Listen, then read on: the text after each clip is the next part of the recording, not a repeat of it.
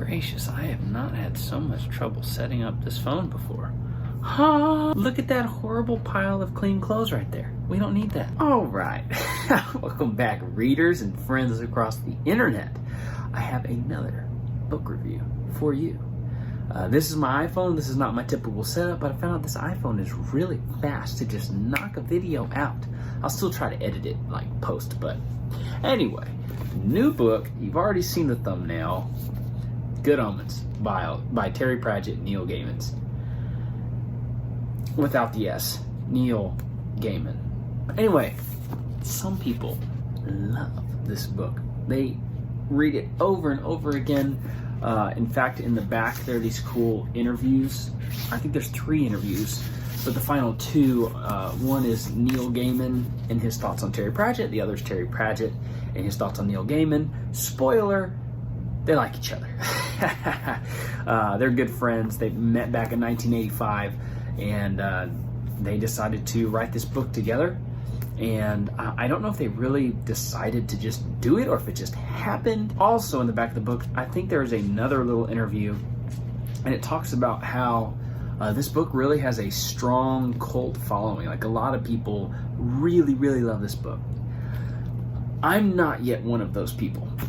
It was not a bad book, so let me just set the record straight. The second half of this book I really enjoyed. It was really fun. There's these neat little footnotes, which after watching a couple YouTube videos, it sounds like that's kind of Terry Pratchett's style. So if you look at the bottom of this page, there's like big print, little print, little print is a note. So if you're like, if you're used to a Bible, the Bible at the bottom of some study Bibles will have some notes that you can go read, and it'll tell you cross-references and other stuff like that. Very similar. Except not cross-references, it's like notes from the author. But I didn't know a whole lot coming into this book, except that a lot of people really enjoyed it. But I just recently, after I almost finished the book, I decided to go back on YouTube and see if I could find any reviews, non-spoiler. But by then it probably wouldn't have mattered because I was so far in. And I found a video by Daniel Green, which is someone I'm subscribed to. But he actually said, if this is your first, what did he call it? Not obscure. Oh man, I can't think of the word. Absurd. I don't know. If this is your first book that's just like way out there, like just has these interesting concepts and the style, it jumps all over the place.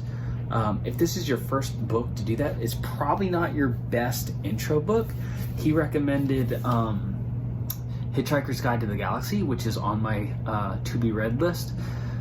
But I started with this one, and I didn't know what I was getting myself into.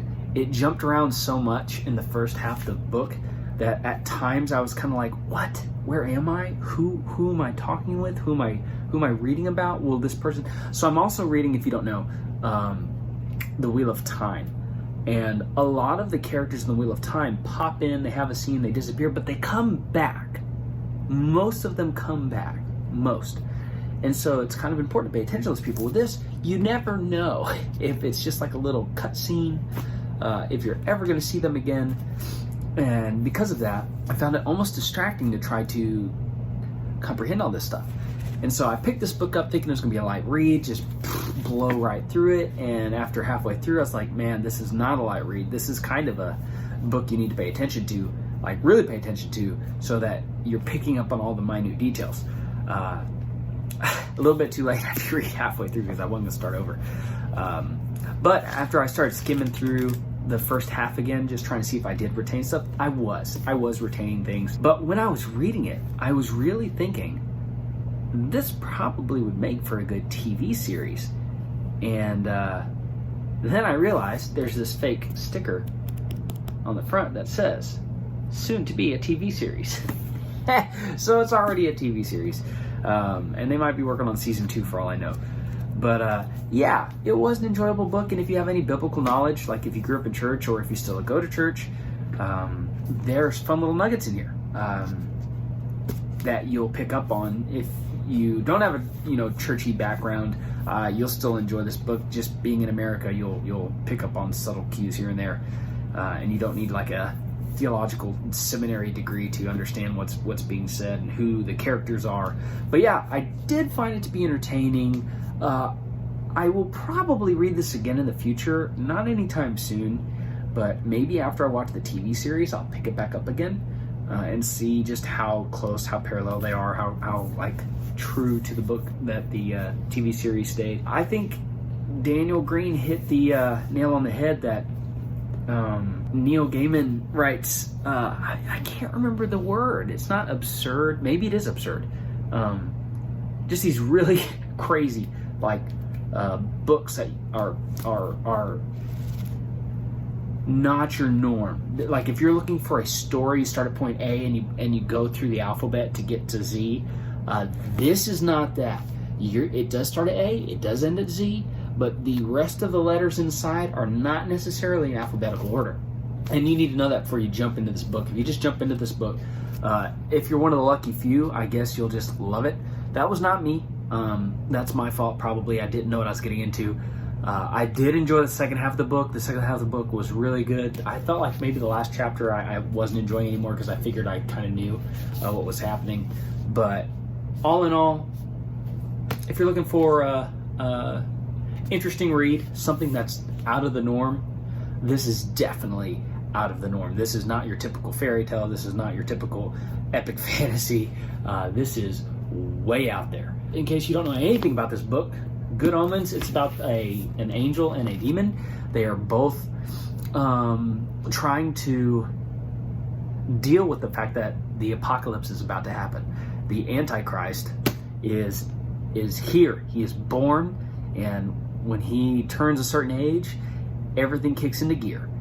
And the demon and the angel aren't necessarily ready for it. Both the demon and the angel have spent a lot of time on Earth and have decided that they kind of like Earth, and not sure if they're really ready for it to change. And so you kind of have to follow the trail, and that's what I'm saying, it goes all over the place. You're following the trail of the demon, you're following the trail of the angel, you're following the trail of the Antichrist, you're following the tail of yep, I just want to make sure I'm not doing like a massive spoiler alert. The nice and accurate prophecies of Agnes Nutter Witch. So you're following a little bit of Agnes's story from the past, because she did a prophecy and we're now living in the present, and so we're living in her prophecy time. And then there's another little witch that's somehow related to Agnes, I think, and she's the one that's actually present in our time of the story. And yeah, it's just kind of going through how they all deal with the fact that the apocalypse is impending. It's here. What are we going to do? Is the world going to end? Is it not going to end? Do we participate in it ending? Do we try to stall? Do we try to delay? Do we try to cancel it? That is the struggle of this book. That is what this is. And it's very fun in the sense of the angel struggles with... when you think of angels, you probably think of like, oh, nothing but good. This guy every now and then drops a little what he would consider as a curse word, but they're not really curse words. But they're actually he may have slipped a couple times. Anyway, and the demon, he's not necessarily that evil dude with red everywhere and horns coming out to get you. Though he is for he does do some of that kind of stuff. But he's also does he really want to do that? Was that what he was created to do? And then it made me laugh because it also goes into that he, I don't want to say reformed mindset, but kind of reformed mindset of fatalism. Is the timeline linear in the sense that nothing you can do will affect anything? Like whatever you do in the moment is what was destined to happen instead of like free will. And so that goes not just for the Reformed. I mean, all sorts of religions have that kind of thing.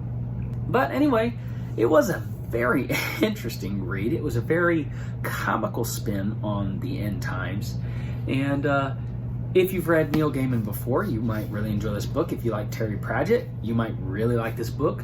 If you're used to or interested in reading a book that just is you need a break from the typical read, and you're looking for something that's lighthearted, maybe you want to pick this up. It was interesting. It was entertaining, that's for sure. But anyway, I don't want this video to be too long. This was a unique experience for me. Like I said, I plan on picking up again. It was not by any means bad, but now that I know what I'm stepping into, I think I'd enjoy it more. Anyway, good Omens. If it's what you're looking for, it was interesting. I hope you enjoyed this video. If you did, feel free to subscribe to the channel. If you like this video, why don't you let me know by pressing the thumbs up that says you liked this video. And I really have only 2 questions for you. One, is there another book that you'd recommend? As you see, there's some books back here. I read all sorts of stuff. So if you have any recommendations that you would like for me to read and review, I would highly consider it if you left it in the comments below. And also, after doing so many reviews, if you think that there's a pattern and you think there's a book that would fit into something that I really enjoy, let me know, because I'm always interested in picking up a new author and discovering a new set of books that I'd like to dig into. And the second question is, do you even read much? We'll catch you in the next one.